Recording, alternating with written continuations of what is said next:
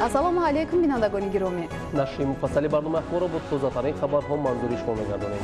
имрӯз дар барнома манфиати гигиенаи шахсӣ ва риояи талаботи беҳдоштӣ, роҳҳои пешгирии хуруҷи бемориҳо имконпазир аст. дар мавриде ки шаҳрванд бо ваксина фаро гирифта мешавад, узви инсон яъне ки барои муқобилат бар зидди ҳамин вирус антитела истеҳсол мекунад. сифат ва сурати корҳои ободонӣ ба ифтихори 30-солагии истиқлоли давлатӣ. дар тамоми деҳои ҳудуди ҷамоати деҳоти банои мизоди Қизилзода ба марҳила дар рӯзҳои наздик роҳҳои мо мунфаш карда мешавад. ҳукумати ҷумҳурии Тоҷикистон бо андоҳи гарон хабар медиҳад ки рӯзи 20 июли соли 2021 қалби хоҳари президенти ҷумҳурии Тоҷикистон Раҳмонова Қурбонбӣ дар синни 64 солагӣ аз тапидан боз монд. ҳукумати ҷумҳурии Тоҷикистон дар ин лаҳзаҳои ниҳоят вазнин ба бародари марҳум, асосгузори сулҳу ваҳдати миллӣ, пешвои миллат, президенти ҷумҳурии Тоҷикистон муҳтарам Эмомалӣ Раҳмон, фарзандон, хешу табор ва наздикону пайвандонашон изҳори ҳамдардӣ амиқ баён мекунад. ба таваҷҷӯҳи шаҳрвандони ҷумҳурии Тоҷикистон расонида мешавад ки дар асоси нақшаи мудофиаи ҷумҳурии Тоҷикистон ва дар доираи чорабиниҳои асосии қувваҳои мусаллаҳи мамлакат дар қаламрави ҷумҳурии Тоҷикистон бо миқёси бузург санҷиши омодабошии ҷангии қувваҳои мусаллаҳ, сохторҳои қудратӣ, мақомоти ҳифзи ҳуқуқ, минтақаҳои мудофиаи ҳудудӣ ва захираҳои сафарбарӣ ташкилу гузаронида мешавад ки он ҳудуди тамоми минтақаҳои мамлакатро фаро мегирад. рафти санҷиши омодагии ҷангии қувваҳои мусаллаҳи ҷумҳурии Тоҷикистон рӯзи 22 июли соли 2021 аз соати 4 субҳ тавассути шабакаҳои телевизионӣ мустақиман намоиш дода мешавад. имрӯз аз беаҳамиятӣ ва беэҳтиётӣ дар тамоми дунё аз бемориҳои гуногуни сироятӣ миллионҳо нафар ҷони худро аз даст медиҳанд. вале дар ҷаҳон ваксинаҳои дастрас ҳастанд ки инсониятро ҳадди ақал аз 20 намуди бемориҳо муҳофизат менамоянд. ваксинаҳои зидди COVID-19 низ бехатар ҳастанд, чунки онҳо аз озмоиш ва равандҳои назоратӣ дар чанд давра гузаштаанд. гузарондани ваксинаи зидди бемории сироятӣ коронавирус барои шаҳрвандони синни аз 18 сола боло ҳатмист. зулфия раҳимзода маълумоти бештар медиҳад. ваксинаҳо тавассути мутобиқат ва омода кардани организми инсон барои муҳофизати табиӣ ва низоми масуният кор мекунад ва муқобили вирус ва бактерияҳо мубориза мебарад. ваксинаи зидди COVID-19 ягона роҳи бехатар барои муҳофизат шудани инсонҳо аз коронавирус ба ҳисоб меравад. дар мавриде ки шаҳрванд бо ваксина фаро гирифта мешавад, узви инсон яъне ки барои муқобилат бар зидди ҳамин вирус антитела истеҳсол мекунад ва баъдан дар мавриде ки нафар гирифтори беморӣ шуд ё ин ки вирус дар организми нафари иммунизатсияшуда ворид гардид, вирус фалаж мешавад.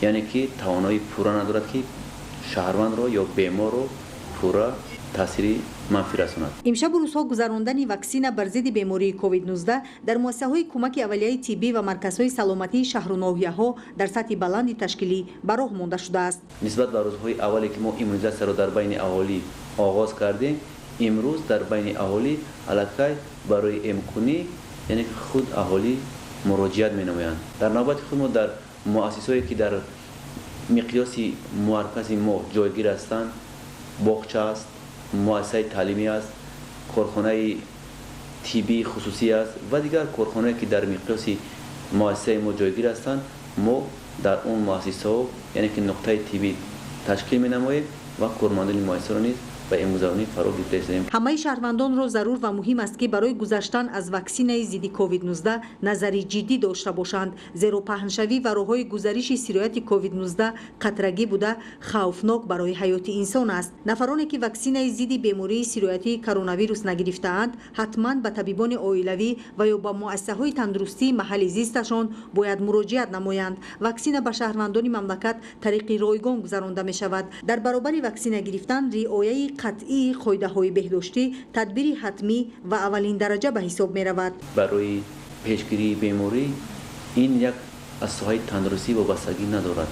аз ин хотир хоҳиш менамоям ки имрӯз дастурҳое ки мешаванд аз тарафи кормандони соҳаи тандурустӣ фосилаи иҷтимоиро нигоҳ доранд, риояи гигиенаи шахсиро нигоҳ доранд, риояи гигиенаи ҷамъиятиро нигоҳ доранд, дар дигар навбет аз маводҳои безараргардонӣ дар хона, дар корхона, дар муассисаҳои яъне ки марказҳои савдо, дар тарабхонаҳо аз маводҳои безараргардонӣ яъне ки истифода баранд ва дар нақлиётҳои ҷамъиятӣ ҳатман аз ҳамин ниқоб استفاده برند.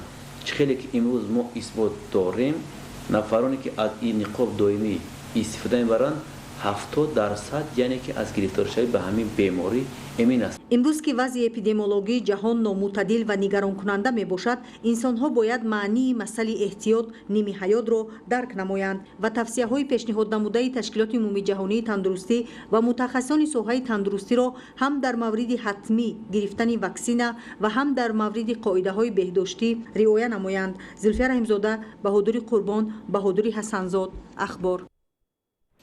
مسئولین ریاست خدمات دولتی نظارت تنظیم در ساحه نقلیات در ولایت مختار کوهستان بدخشان در همدستی با مرکز نظارتی دولتی سانیتاری و اپیدمیولوژی شهر خروق برای پیشگیری از پنجشنبه بیماری سیرویاتی کووید 19 همروزه سنجش‌های مشترک گذرانیده در ترمینال‌های مسافرکشانی و مرکزهای خدمترسانی کارهای فهماندهی انجام می‌دهند. ضمن سنجش به اهالی ورقه‌های اطلاعاتی و نقاب یک کرته طبی را رایگان تقسیم می‌نمایند.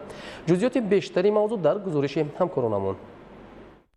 در حدود شهر و ناحیه‌های ولایت مختار کوهستانی بدخشان با مقصد پیشگیری از سرایتیابی به بیماری‌های سرایتی خصوصا کووید 19 همروزه کارهای پروفیلاکتیکی به راه مانده می‌شوند. کارمندان ریاست خدمات دولتی نظارت تنظیم در ساحه نقلیات در ولایت مختار کوهستانی بدخشان در همدستی با مرکز نظارت دولتی سانیتاری اپیدمیولوژی شهر برای پیشگیری بیماری کووید 19 در ترمینال‌های مسافرکشانی خروق دوشنبه کارهای فهماندهی را به راه مانده برای رانندگان، مسافران و ساکنان ولایت نقاب‌های یک کرته را رایگان و ورقه‌های اطلاعاتی که در آن عاید راه‌های اساسی خود محافظت کنی از بیماری سرایتی کووید 19 درج گردیده است تقسیم نمودند. اندیشیدن چنین تدبیرها در همین شب و روزهای خروج بیماری یک راه اساسی پیشگیری سرایتیابی به هر گونه بیماری‌های سرایتی خصوصا کووید 19 از جانب متخصصان ساحه تندرستی به حساب می‌رود. یک مسافر پیش به سفر برآمدن باید نقاب داشته باشد. از مالوهای آنتیسپتیکی تامین کرده شود. امروز ما ری داریم ترمینال خروق دوشنبه بود نظر گذراندیم اما را با نقاب تامین کردیم ورقهای اطلاعاتی رو با هر یک نقلیات تقسیم کردیم. در یک وقت از طرف کارمندان مؤسسه‌های مذکور به نقلیات‌های مسافرکشان ورقه‌های مخصوص عاید رعایت و خود محافظت کنی در جای‌های جمعیتی و پیشگیری از پنجشنبه سرایت کووید 19 درج گردیده است نصب کرده شدند. مسئولین ساحه هدف از گذراندن چنین کارهای فهماندهی را میان اهالی ولایت پیش از همه تامین صحتی معنی داد می نمایند. همزمان در دایره به راه ماندن کارهای ترغیباتی و رعایت قاعده‌های بهداشتی مسئولین مرکز نظارت دولتی سانیتاری اپیدمیولوژی شهر خروق از فیلال‌های بانک دولتی امانتگذاری جمهوری تاجیکستان امانت بانک در ولایت دیدن نموده به مشتریان و کارمندان بانک توصیه‌های سودمند دادند. همروزه به بانک‌های در حدود ولایت فعالیت کننده هزارها نفر ساکنان ولایت برای انتقال مبلغ گرفتن آن و دیگر خدمت رسانی‌های بانکی مراجعت می نمایند که به جمع‌شوی مردم و پنهانی بیماری مساعدت کننده می باشد. اما رهبریت بانکداری ولایت برای بجا آوردن طلبات‌های وزارت تندرستی در سمت پیشگیری از بیماری کووید 19 تدبیرهای مشخص اندیشیده ایستاده است. مردم ما از نقاب‌های یک کرته استفاده نمی‌کنند. از این سبب می‌تواند تیز پاشوی بیماری سرایتی کووید گردد. از تماشابینان از میزبان احترامانه خواهش کرده می‌شود که در جای‌های جمعیتی از نقاب‌های یک کرته استفاده برند.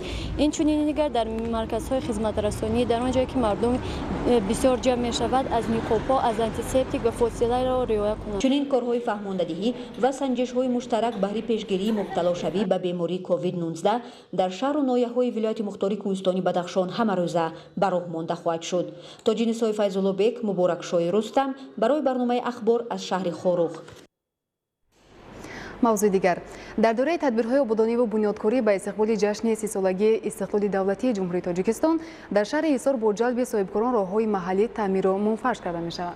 در همین زمینه در جماعت دهاتی میرزا ترسونزاده شهر 1.5 کیلومتر راه منفرش کرده شده. در نزد مؤسسه تاسیسات میانه عمومی رقم 16 بنای نوی تعلیمی عبارت از 2 آشونه ساخته می شود. گزارش از شهر حصار. دوام سالهای صاحب استقلالی با تلاش و دستگیری‌ها و تطبیق برنامه‌های مکمل استراتژی حکومت جمهوری تاجیکستان شهر حصار مرحله به مرحله رشد نموده، شرایط مساعد کار و زندگی اهالی تامین گردیده، اینفراساختور گوناگون خدمت رسانی و معیشی مکمل کرده می شود. اقدام سال راههای آباد در شهر حصار وسعت داشته با تشبث مقامات اجراییه و جلب صاحبکاران دیگر اشخاص سخاوت پیشه راههای محلی تعمیر و نوسازی کرده می شوند. نتیجه تدبیر مذکور باعث گردیده است که سطح خدمت رسانی راه و نقلیات در دهات به مراتب مراتب بهتر کرده شود. در دهه دهبید جماعت دهاتی میرزا ترسونزاده شهر با سهمی صاحبکار محلی بنیاد منفعش‌نمایی راه ادامه داشته، همچنین در شفط راه جویبارهای آهن و بتونی نصب شده‌اند. این تدبیر باعث می‌گردد در موسم بارشات آبی زیادتی به این جویبارها وارد شده راه‌ها را ولنگار نکنند. برای این تدبیر تکنیک‌های صحابی جلب گردیده، همچنین اهالی نیز در این اقدام‌ها به طور دست جمعانه سهم می‌گذارد. با اعلان گردیدن سال 2021 سال راه‌های آباد در تمام دهه‌های حدود جماعت دهاتی بنا میرزا ترسونزاده مراحل و مرحله در روزهای نزدیک راه‌های ما منفعش کرده می شود. وسایل تدبیرهای ساختمانی در شهر به نظر رسیده مسئولین تلاش می نمایند تا سریع وقت و طبق نقشه مکمل انشاءات را مورد بهره برداری قرار دهند. همچنین در زمینه اجرای دستور هدایت‌های راهبریتی دولت حکومت جمهوری تاجیکستان با جلب صاحبکاران وطنی مؤسسه‌های نوی تعلیمی با شرایط مساعد تعلیم و تربیت مورد بهره برداری قرار داده می شوند. در همین زمینه در دهه دهبید با سهمی صاحبکار بنای نوی مؤسسه تعلیمی زمانوی عبارت از 2 آشیانه ساخته می شود. امروز کارها در محل ساختمان آغاز گردید. تدبیر مذکور باعث باز هم بهتر گردیدن صفت تعلیم در مؤسسه‌های تعلیمی گردیده، منبع در آنها خوانندگان در شرایط مساعد و صنفخانه‌های برهوا و تحصیل خود را ادامه می‌دهند. در شهر ایسار با مقصد سازوار استقبال گرفتن جشن 30 سالگی استقلال دولتی تدبیرهای ضروری عملی گردیده، کارهای آبادانی و سازندگی و سبز و خرمگردانی ادامه دارد.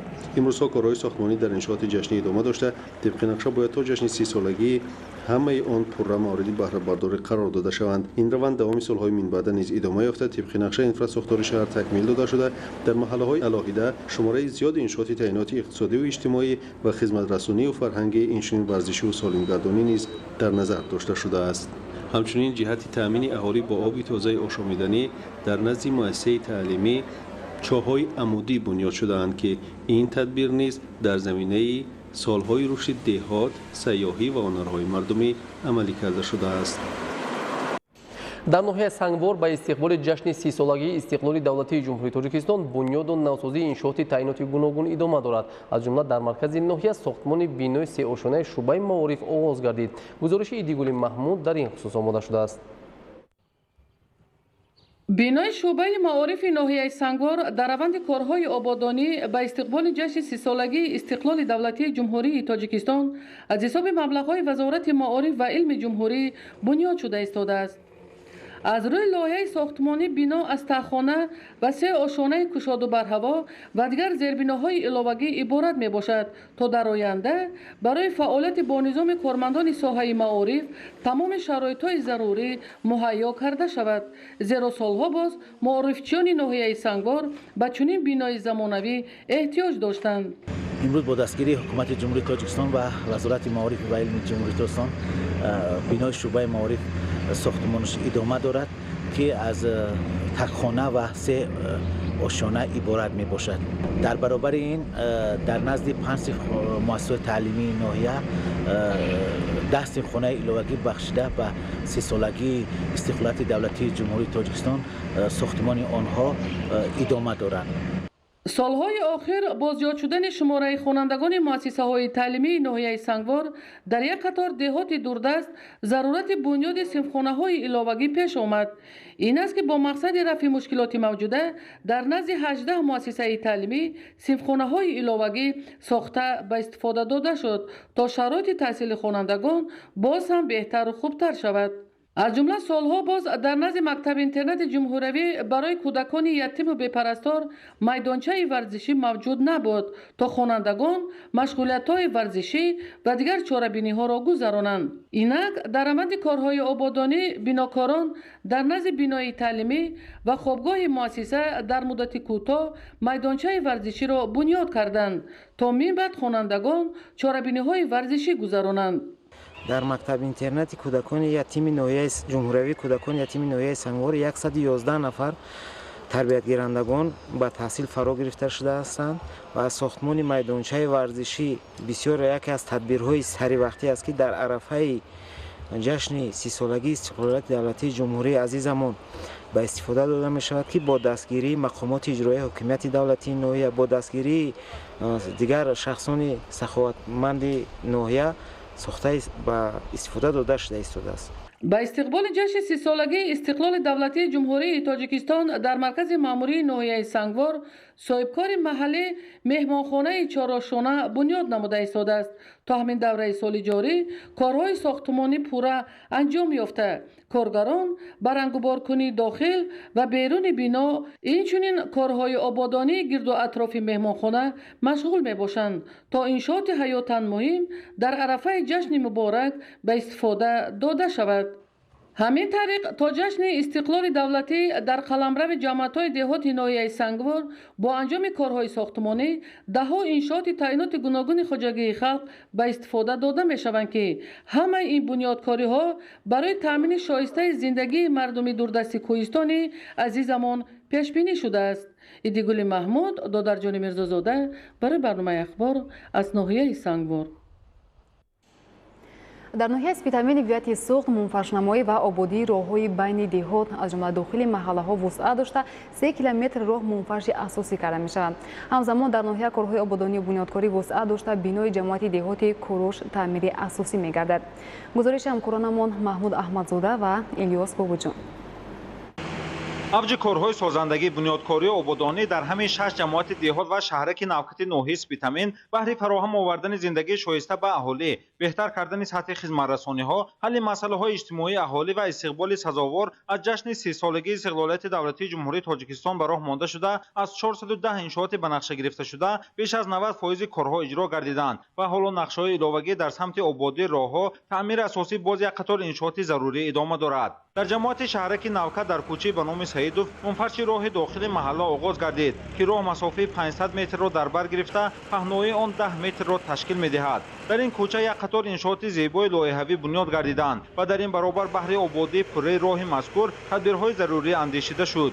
бо дастгирии мақомоти иҷроии ҳокимияти давлатии ноҳия саҳми соҳибкорон бо истифодаи техникаи роҳдорӣ, борбардору мунфаршкунанда ва дастрас кардани асфалти гарм аз корхонаи асфалтбарорӣ таъмири асосии роҳ анҷом дода мешавад. ҳоло мутахассисони роҳдорӣ барои бо сифати баранд мунфарш намудани роҳи ин кӯча корҳои заруриро бо истифодаи техникаҳо анҷом медиҳанд ки бино ба пешбинии мутахассисон дар ин масофаи роҳ 600 тонна асфалти гарм истифода мешавад ва дар давоми 2 рӯзи оянда мунфарши роҳи кӯча анҷом дода мешавад. ҳоло дар дигар кӯчаи шаҳраки навкат бо дастгирии давлатӣ саҳмгузории соҳибкорону аҳолӣ баҳри мунфарши роҳ дар масофаи наздик 1 километр корҳои омодагӣ оғоз гардидааст. қабл аз оғози мунфарш баҳри солҳои дароз нигоҳ доштани ҳолати роҳ, хати обу ташноби таъмирталаб нав карда дар масофаи 2 километр ҷӯйборҳои канори роҳ нав карда шуданд. ҳоло техникаи роҳдорӣ, муассисаи нигоҳдории роҳҳои автомобилгарди Вазорати нақлиёти Ҷумҳурии Тоҷикистон дар ноҳияи спитамин корҳои заминӣ баҳри омода кардани роҳ ва мунфарши асосиро иҷро менамоянд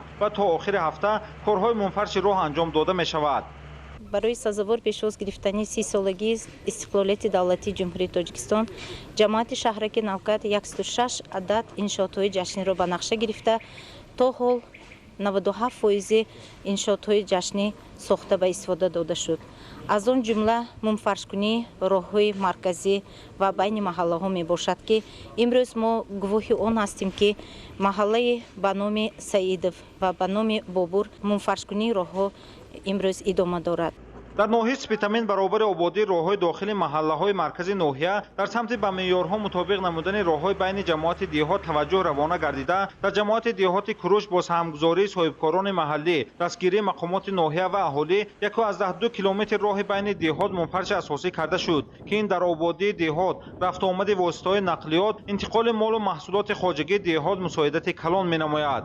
дар ҷамоати деҳоти куруш корҳои бунёдкорӣ идома дошта дар қатори бунёди як қатор иншооти нав ҳамзамон бинои кории кормандони ҷамоати деҳот ки солҳо боз таъмирталаб буд таъмири асосӣ карда мешавад. дар ҳудуди ҷамоати деҳоти куруш 28 адад иншоотҳои иҷтимоӣ ва марказҳои тиҷоратӣ ва дигар иншоотҳои барои мардум зарур ба нақша гирифта шуда буд ва дар давоми 3 сол аз ин 28 иншоот ҳамаи онҳо ба пуррагӣ ба истифода дода шуданд ва иловатан боз 16 иншооти дигар барои сазовор ҷашн гирифтани 30-солагии истиқлолияти давлатии Ҷумҳурии Тоҷикистон боз ба истифода додем. аз рӯи лоиҳа бинои якошонаи кории кормандони ҷамоати деҳоти куруш ба ду ошёна табдил дода шуда дар ошёнаи якум 8 ҳуҷраҳои корӣ ва як маҷлисгоҳ таъмири асосӣ, дар ошёнаи дуюм 6 утоқи корӣ ва толори хурди ҷамъомадҳо бунёд карда шароити хуби корӣ ба кормандон фароҳам оварда мешавад. ҳамзамон саҳни бино ободу чароғон карда, фаввораҳои нав ва гулгашти зебо, суҳбаткадаҳо ҷои истироҳату фароғати сокинон мегардад. ҳоло қисми бештари корҳои сохтмонӣ анҷом дода шудааст ва дар назар аст ки бино бо таъмири зебо ва шароити хуби корӣ дар рӯзҳои таҷлил аз ҷашни 30-солагии истиқлолияти давлатии ҷумҳурии Тоҷикистон мавриди истифода қарор дода шавад. маҳмуд аҳмадзода, илёси бобоҷон, ноҳияи Спитамин барои барномаи ахбор.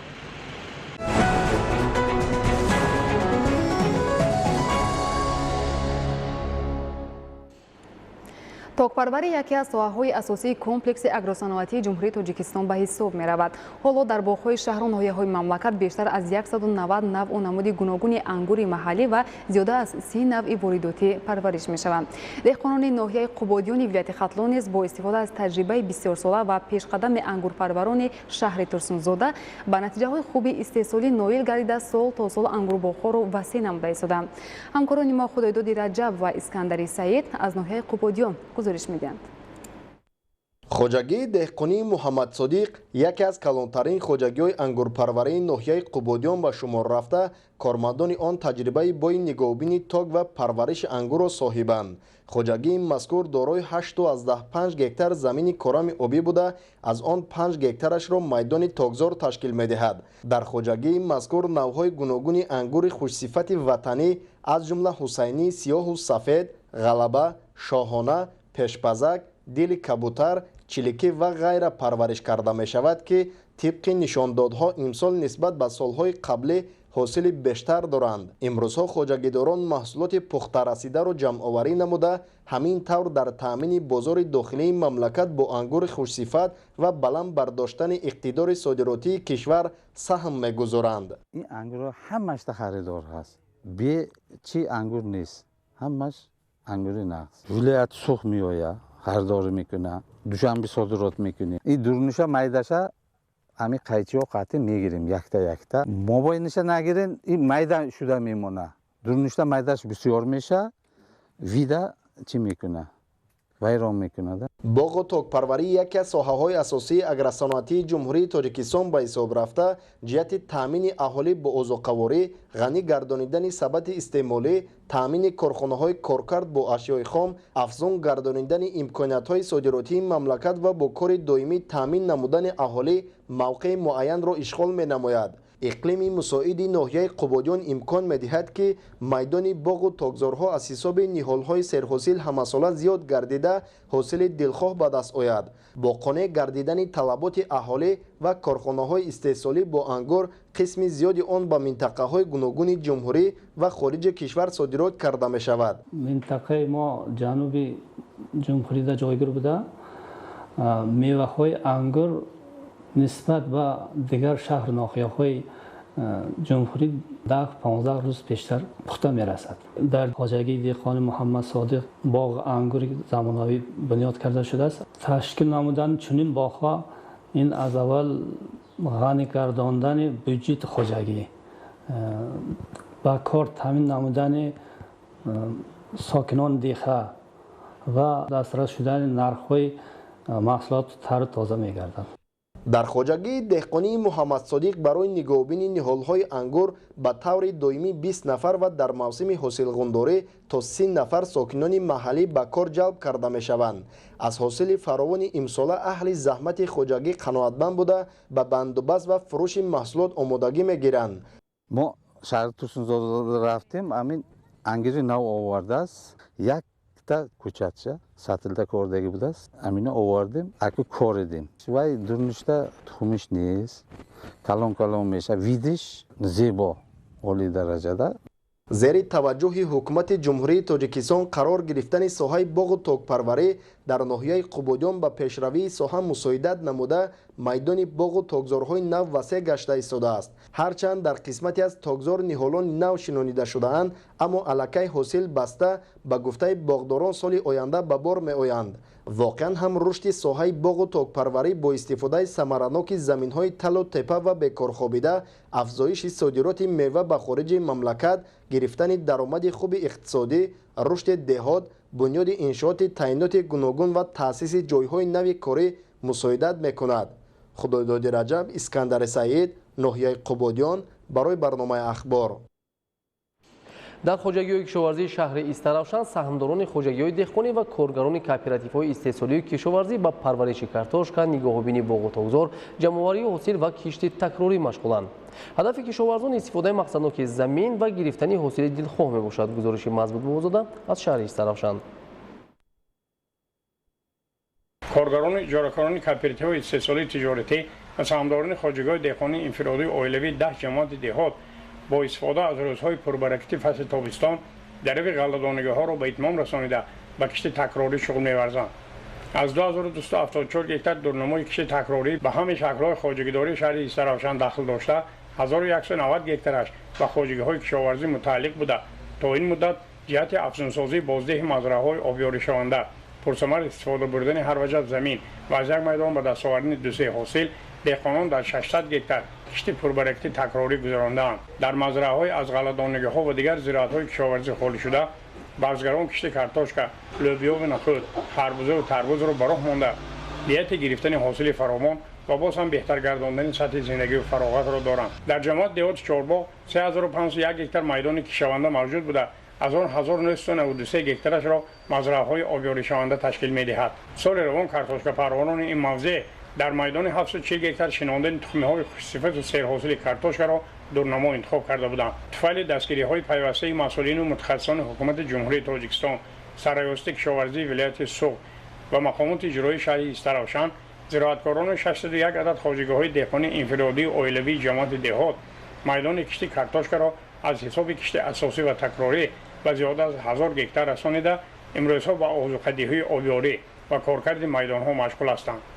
جهت دوره به دوره به کار انداختن مزرعه‌های از گردش کشاورزی برآمده پرتاب و للمه سهمداران خواجگی‌های دهقانی از مبلغ‌های از حساب فایده سال به دست آمده پرثمر استفاده کرده هرچه بیشتر چاه‌های عمودی کوفته مورد استفاده قرار می‌دهند. سال روان در 5 دهه جماعت دهات چهارباغ 4 عدد و در مجموع 123 عدد چاه‌های عمودی کوفته و به استقبال جشن فرزانه عمومی ملی 30 سالگی استقلالیت دولتی جمهوری تاجیکستان مورد استفاده قرار داده شد که از هر کدام در هر یک ثانیه 20 لیتر آب نوشاکی و پالیزی فواره می‌زند. در برابر با آب پالیزی تامین نمودن میدان کشتزار دهقانان مشکلات با آب خوش‌صفت آشامیدنی تامین گرداندن ساکنان را نیز و پررگی حل نموده برای کشت و پرورش دیگر زراعت‌های آبطلب شرایط مساعد و سازگار فراهم آوردند. امروز در جماعت دهات چهارباغ در میدان 80 گکتار پیاز کشت کرده شده است که نشونمای جوابگوی طلبات معیارهای بین‌المللی را داراست. خواجگی‌های دهقانی حدود جماعت دهات دارای نزدیک 300 گکتار باغ نهالای میوه‌دهنده هستند که امروز غرق حاصلند. در این منطقه زیاده از 5 نمود سیب، یک چند نمود زردآلو و بادام و چهارمغز و ناب با مهر و اخلاص پرورش کرده می شود و از فراوانی میوه ها شهادت دارد. مورد به تاکید است که در حدود جماعت دهات 66 عدد چاه‌های عملی عمل کرده جهت دستاویز ارزنده به استقبال جشن همایون 30 سالگی استقلالیت دولتی جمهوری تاجیکستان باز 2 عدد چاه عمودی نو مورد استفاده قرار گرفت که به فراوانی محصولات مساعدت می نماید. همزمان با اقدام صاحبکاران محلی همچون تحفه به جشن میلاد وطن صدخانه معاصر برای نگهداری 500 تن محصولات با اوج تازه ادامه یافته شده است. مزبوط بابازاده از شهر استراوشان برای برنامه اخبار. услуб мазмун ва истифодаи ба мавқеи калима ва ибораҳои забонҳои хориҷӣ ҳангоми баргардон кардани асарҳо аз тарҷумон сатҳи баланди забондониро талаб мекунад. бо назардошти ин бо мақсади фарохтар ба роҳ мондани омӯзиши забонҳои хориҷӣ махсусан забони англисӣ ва баландбардоштани донишу маҳорати тарҷумонҳо дар донишкадаи давлатии забонҳои Тоҷикистон ба номи Сотим Улуғзода маркази тарҷумонӣ фаъолият дорад. Нуриддини Қурбон мавзӯро шарҳ медиҳад. соли равон дар донишкадаи давлатии забонҳои Тоҷикистон ду маркази замонавӣ, маркази тарҷумонӣ ва тарҷумаи ҳамзамон ва маркази рушди маҳорати методӣ ба фаъолият оғоз карданд. Маркази тарҷумонӣ ва тарҷумаи ҳамзамон бо технологияи пешрафтаи иттилоъотии коммуникатсионӣ муҷаҳҳаз гардонда шуда, имкониятҳои васеъи забономӯзӣ ва аз худ кардани роҳу воситаҳои тарҷумаи матну асарҳоро доро мебошад. Марказ ҷиҳати таъмин намудани донишҷӯён бо адабиёт ва китобҳои фаъолияти тарҷумонӣ дар шакли электронӣ ва ғайри электронӣ имкониятҳои васеъ дорад. Дар баробари ин имкон дорад ки истифодабарандагонро бо маводи назариявӣ ва амалӣ ҷиҳати анҷом додани тарҷумаи ҳамзамон таъмин намуда, инчунин омӯзиши забони хориҷӣ бахусус англисӣ аз нигоҳи хусусияти тарҷума аз забони англисӣ ба забони тоҷикӣ ва баръакс иҷрои тарҷумаи пайҳам ва ҳамзамон бо истифода аз технологияи муосири информатсионӣ ва коммуникатсионӣ ва ғайра ба роҳ монда мешаванд. Тибқи иттилоъ, донишкада дорои 5 факултет буда, аз рӯи 31 ихтисос 4069 донишҷӯ ба таҳсил фаро гирифта шуда, ба онҳо 75 омӯзгори дорои дараҷаи илмӣ дошта дарс мегӯянд. дар ин муассисаи таҳсилоти олӣ ва касбӣ донишҷӯён 10 забони хориҷӣ аз ҷумла забонҳои русӣ, англисӣ, хитоӣ, кӯриёӣ ва ғайраро бо истифода аз технологияи пешрафта меомӯзанд. Донишкадаи давлатии забонҳои Тоҷикистон бо 50 муассисаи олии касбии кишварҳои хориҷӣ созишномаи ҳамкорӣ ба имзо расонда, ҷиҳати омӯзиши забонҳои хориҷӣ афзалияти бештар равона гардидааст. Соли равон бо мақсади баландбардоштани сатҳи маърифатнокӣ ва огоҳӣ пайдо кардани донишҷӯён ба таъриху тамаддуни миллати тоҷик дар даромадгоҳи бинои асосӣ осорхона таъсис дода шудааст. Дар он асарҳои гуногуни илмӣ ва таърихии пешвои миллат президенти ҷумҳурии Тоҷикистон муҳтарам Эмомалӣ Раҳмон ва дигар шоирону нависандагон гирд оварда шудаанд. Нуриддини Қурбон, Маъруфи Абдулло барои барномаи Ахбор. дар доираи дастуру ҳидоятҳои пешвои миллат муҳтарам Эмомалӣ Раҳмон шахсони имконияташон маҳдуд, пиронсолон, ятимон, шахсони яккаву танҳо аз тарафи шахсони бо нангу номуз дастгирӣ меёбанд. дар пайравӣ аз иқдомҳои хайрхоҳона ва инсондӯстонаи пешвои миллат, ниҳодҳои давлатӣ ва шахсони саховатпеша ниёзмандонро пайваста дастгирӣ ва кӯмак менамоянд. гузориши хабарнигорони мо дар ин хусус. расонидани кӯмакҳои моддӣ ба табақаи ниёзманди ҷомеа дар арафаи иду ҷашнҳо ҳамчун анъанаи нек ва хислатҳои ҳамидаи инсонӣ маъмул гардидааст. дар пайравӣ аз ин амали неку наҷиб ва бо нишони пуштибонӣ аз сиёсати иҷтимоии пешвои миллат муҳтарам Эмомалӣ Раҳмон ва пайравӣ аз иқдомҳои наҷиби раиси шаҳри Душанбе муҳтарам Рустами Эмомалӣ, узви ҳизби халқии демократии Тоҷикистон, вакили маҷлиси вакилони халқи шаҳри Душанбе, роҳбари ҷамъияти дорои масъулияти маҳдуди сарманзил соҳибкор Маҳмудҷон Муродов иқдоми навбатии хайрхоҳона амалӣ намуда ба муносибати 30-солагии истиқлоли давлатии ҷумҳурии Тоҷикистон ба 1045 нафар кормандони соҳаи тиб, омӯзгорон, ятимону барҷомондагон ва дигар оилаҳои ниёзманди ноҳияи Шоҳмансур кӯмак намуд. кӯмакҳои мазкур аз маводи ниёзи аввалия иборат буда, бо иштироки бевоситаи соҳибкор дастраси сокинон гардонида шуд. аз ин кӯмакҳо аз ҷумла 500 нафар афроди яккаву танҳо, маъюбони гурӯҳҳои 1, 2 ва 3, 45 оилаи ниёзманд аз кӯчаҳои Аҳмади Дониш ва Восифии ноҳияи Шоҳмансур, 76 оилаи кормандони хизматчиёни ҳарбӣ, қушунҳои сарҳадии Кумитаи давлатии амнияти миллӣ, 145 нафар кормандони муассисаи давлатии махсусгардонидашудаи нақлиёти раёсати тандурустии шаҳри Душанбе, 122 нафар омӯзгорону кормандони бахши хоҷагии муассисаи давлатӣ, таҳсилоти миёнаи умумии мактаби интернати рақами 1 барои кӯдакони ятиму бепарастории шаҳри Душанбе, 43 нафар омӯзгорону кормандони муассисаи давлатии таҳсилоти умумии асосӣ, мактаби интернати рақами 3 барои кӯдакони имконияти маҳдуддоштаи шаҳри Душанбе, 55 нафар омӯзгорони муассисаи давлатии таҳсилоти миёнаи умумии асосӣ, мактаби интернати рақами 2 барои кӯдакони имконияти маҳдуддоштаи шаҳри Душанбе ва 56 нафар омӯзгорону кормандони хонаи кӯдакони рақами 1 барои кӯдакони ятиму бепарастории шаҳри Душанбе баҳраманд гаштанд. дар ин рӯз вакили маҷлиси вакилони халқи шаҳри Душанбе бо нишони эҳтирому арҷгузорӣ ба саҳм ва хизматҳои шоёни хизматчиёни ҳарбӣ ки имрӯзҳо алайҳи ҳама гуна хатарҳои замони муосир сина сипар карда дар сафҳои артиши миллӣ адои қарзи пуршарафи шаҳрвандӣ намуда истодаанд, барои 2400 нафар афсарону сарбозони қисмҳои ҳарбии 02-615 ва 1004 вазорати мудофиаи ҷумҳурии Тоҷикистон, инчунин маркази таълимии қушунҳои сарҳадии Кумитаи давлатии амнияти миллии ҷумҳурии Тоҷикистон хонорост. ҳангоми суҳбат бо хизматчиёни ин қисмҳои ҳарбӣ таъкид гардид ки дар шароити мураккабу душвори муосир масъулияти ҳифзи марзу буми муқаддас бешубҳа рӯи шонаҳои тавонои ҳар як хизматчии ҳарбӣ вогузор гардидааст. масъулиятшиносии хизматчиёни ҳарбӣ аст ки ҳоло сарҳади давлатӣ ҳифз гардидаву суботу оромии сартосарӣ таъмин мебошад. ҷаноби оли сарфармондаи олии қувваҳои мусаллаҳаи ҷумҳурии Тоҷикистон зимни ҳама баромадҳои хеш иброз мекунанд ки ояндаи давлату миллати Тоҷикистон дар дасти маҳз мо ҷавонон мебошад. пас мо ояндасози ин давлат бошем. ҷавонон чаро имрӯз давлати худро ҳимоя накунем? чаро омада имрӯз ба сафи қувваҳои мусаллаҳи хеш хизмат накунем? қобили зикр аст ки дар воқеъ чунин амалҳои нек ва ҳамидаи инсонӣ дар мисоли иқдомҳои хайрхонаи соҳибкор шоистаи дастгирию пайравӣ буда ҳар як афроди савобҷӯ метавонад бо ин роҳ дар беҳбудии сатҳи зиндагии дигар ҳамватанон саҳми муайяне гузорад. дастгирии ятимони кул аз ҷумлаи амалҳои ҷавонмардиест ки бо кӯмаку мадади худ ҳар як шаҳрванд метавонад ятимеро хушнуд гардонад ва ба зиндагии хушу хуррам дилгарм созад.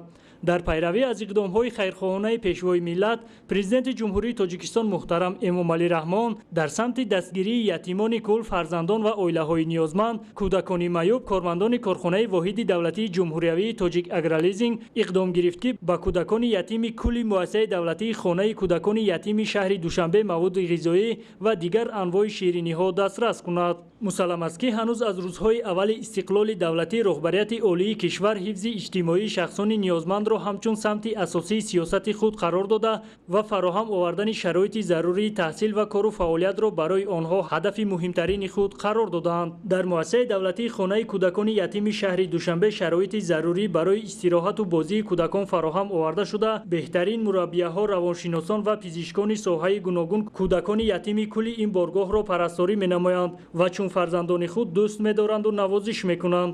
корхонаи воҳиди давлатии ҷумҳуриявии Тоҷик Агролизинг таи солҳои равон ба беш аз 350 нафар оилаҳои ниёзманд, камбизоат, ятими кул ва дигар табақаҳои эҳтиёҷманд кӯмаки молиявӣ расонидааст. иқдоми хайрхоҳона дар давоми сол аз ҷониби роҳбарияти Тоҷик Агролизинг пеш гирифта мешавад ва он дар пайравӣ аз сиёсати инсонпарваронаи пешвои миллат муҳтарам Эмомалӣ Раҳмон амалӣ мегардад. дар оилаи Дилшод Гулмуродзода 4 нафар дорои имконияти маҳдуд мебошад. ҳар се фарзанд ва худи ӯ бо нуқсон ба дунё омаданд.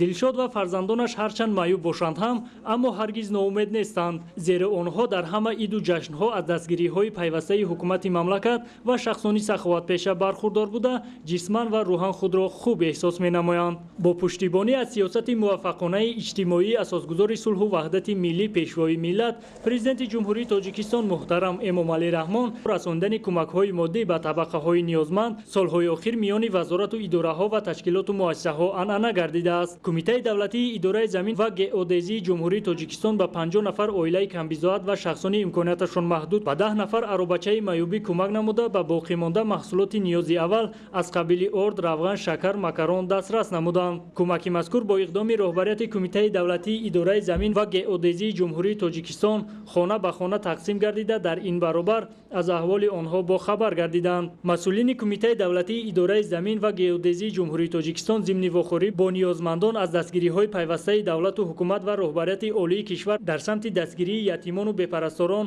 ва камбизоатону барҷомондагон ёдовар шуда иброз доштанд ки дар сиёсати иҷтимоии давлату ҳукумати ҷумҳурии Тоҷикистон табақаи ниёзманд мақоми хоса дорад. ёдовар мешавем ки кумитаи давлатии идораи замин ва геодезии ҷумҳурии Тоҷикистон сарпарастии мактаб интернати ҷумҳуриявии кӯдакони ятим дар ноҳияи шаҳри навро ба уҳда дошта, дар асоси дархости муассиса пайваста дастгирӣ меёбад. дар ҳамин замина бо дарки баланди масъулият ва ҳисси меҳанпарастӣ масъулини кумитаи давлатии идораи замин ва геодезии ҷумҳурии Тоҷикистон дар ҳар иду ҷашнҳои давлатӣ ба оилаҳои ниёзманди ноҳияи рӯдакӣ кӯмак менамоянд. дастуру ҳидоятҳои асосгузори сулҳу ваҳдати миллӣ пешвои миллат президенти ҷумҳурии Тоҷикистон муҳтарам Эмомалӣ Раҳмон оид ба таваҷҷӯҳу ғамхории доимӣ ба кӯдакони ятиму бепарастор, оилаҳои ниёзманд ва шахсони бемору маъюбу эҳтиёҷманд барои идораи муассиса ва ашхоси саховатпеша раҳнамои амалҳои хайру эҳсонкорист. дар пайравӣ ба иқдомҳои башардӯстонии пешвои миллат президенти ҷумҳурии Тоҷикистон муҳтарам Эмомалӣ Раҳмон раёсати адлия ва шӯъбаи раёсати сабти асноди ҳолати шаҳрвандии вазорати адлияи ҷумҳурии Тоҷикистон дар вилояти Суғд тадбирҳои дастгирии муассисаҳои иҷтимоӣ, табобатӣ, солимгардонию тавонбахширо амалӣ намуданд. ба муассисаи давлатии хонаи интернати беморони рӯҳӣ дар ноҳияи Ҷабборасулов кӯмаки моддӣ иборат аз масолиҳи сохтмонӣ, маводи гигиенӣ, маводи поккорию шустушӯӣ ва аробачаҳои маъюбӣ кӯмак расонда шуд. ин амали дастгирии муассисаи табобатию тавонбахшӣ беморони рӯҳии ноҳияи ҷаборрасулов аз ҷониби зерсохторҳои вазорати адлияи ҷумҳурии Тоҷикистон, раёсати адлия ва шӯъбаи раёсати сабти асноди ҳолати шаҳрвандӣ дар вилояти Суғд дар доираи тадбирҳои доимии ҳукумати ҷумҳурии Тоҷикистон оид ба беҳтар намудани вазъи иҷтимоӣ ва фароҳам овардани шароитҳо барои ин гуна муассисаҳои иҷтимоӣ амалӣ карда шуданд. дар муассисаи давлатии хонаи интернати беморони рӯҳӣ дар ноҳияи ҷаборрасулов ашхоси гирифтори касалиҳои рӯҳӣ ба табобату тавонбахшӣ фаро гирифта шуданд. вазорати адлияи ҷумҳурии Тоҷикистон ҳамчун сарпарасти доимии ин муассисаи иҷтимоӣ баҳри таҳкими пояҳои модди техникии муассиса, таъмини бошандагони он бо маводи ғизоӣ, лавозимоти тиббию, маводи гигиенӣ, ҳамаи дигар ниёзу талаботи муассиса кӯмакҳои доимӣ мерасонанд, дар ҳалли масоили иҷтимоии муассиса мусоидат менамояд. то оғози бозиҳои олимпии Токио 2020 ду рӯз монд. Дастаи мунтахаби олимпии Тоҷикистон барои иштирок дар бозиҳои тобистонаи олимпии Токио ба Япония сафар намуд. Оид ба иштироки ҳайати олимпичиони Тоҷикистон дар бозиҳои олимпии тобистона дар шаҳри Душанбе машворат баргузор гардид. шарҳи бештари мавзӯъ дар гузориши Раҳматшоҳи Обид. дар донишгоҳи тарбияи ҷисмонии Тоҷикистон ба номи ҷаҳонпаҳлавон Саидмир Раимов ҷамъ омад доир гардид. донишҷӯёни ин маркази илмию варзишӣ дар ҳайати дастаҳои мунтахаби Тоҷикистон дар 400 мусобиқаи ҷумҳуриявӣ, байналмилалӣ, қитъавӣ ва олимпӣ иштирок карда, садҳо маротиба парчами Тоҷикистони соҳибистиқлолро баланд бардошта, суруди миллӣ садо додааст. дар ҷаласа масъулини донишкада аз рушди соҳа ва иштироки донишҷӯён дар чорабиноҳои ҷумҳуриявӣ ва байналмилалӣ маълумот дода афзуданд, ки фақат имсол 1013 нафар бо ихтисосҳои омодагии дифои ҳарбӣ ва тарбияи ҷисмониро хатм номуда имрӯз дар соҳаҳои гуногун фаъолият мекунанд. бори нахуст 196 нафар писарон ва духтарон бо ихтисоси сайёҳикӯӣ ва тарбияи ҷисмонӣ, 313 нафарашон бо ихтисоси тренер аз рӯи 18 намуди варзиш, 195 нафар мутахассисони тарбияи ҷисмонӣ ва аз ҳамин ҳисоб 34 нафарашон ҷавонписарон ва духтарони квотаҳои имтиёздор донишгаҳро хатм карда, дар асоси дархости ҳокимиятҳои маҳаллӣ ба кор фиристонда шуданд. устодони донишкада дар соҳаи тарбия ва илм 114 мақолаи касбӣ ва илмию оммавӣ дар рӯзнома ва маҷаллаҳои гуногуни мамлакат ва хориҷи кишвар чоп шуданд. варзиш ва тарбияи ҷисмонӣ марҳила ба марҳила рушд ёфта ва нуфузу эътибори давлату миллатро дар арсаи байналмилалӣ хелоҳан боло бурда, барои ривоҷу равнақ ва оммавияти варзиш дар ҷумҳурӣ дар қатори созмону ниҳодҳои дигар донишкадаи тарбияи ҷисмонӣ низ саҳми арзанда дорад. бинандагони гиромӣ, нашри муфассали барномаи иттилоъии ахбор хотима меёбад. станцияатон хонобод бошед.